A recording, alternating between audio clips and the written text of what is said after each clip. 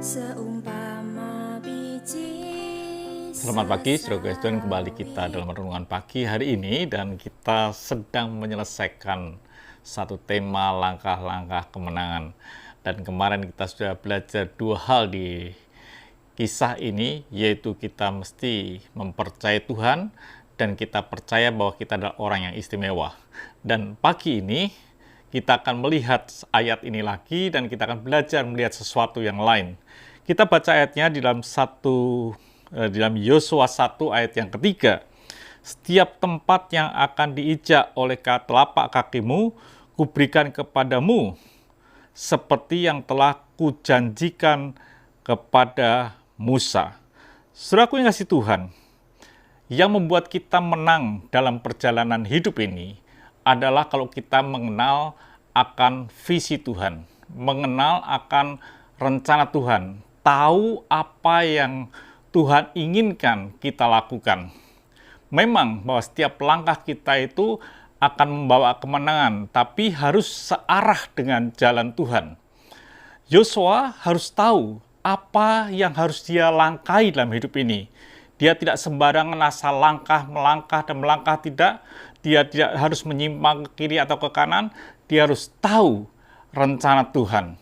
Dikatakan saudaraku yang itu dalam Yosua 1 ayat yang kedua dikatakan, "Hambaku Musa telah mati, sebab itu bersiaplah sekarang, seberangilah sungai Yordan ini.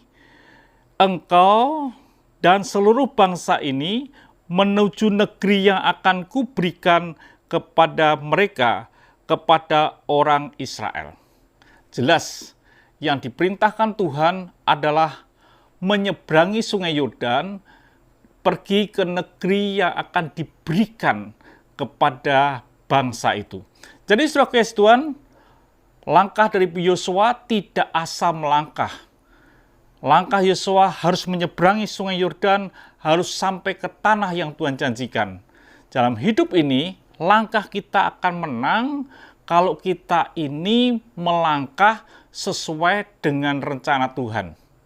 Jadi kalau kita ini tidak melangkah sesuai dengan rencana Tuhan, maka kita tidak akan mengalami langkah-langkah kemenangan.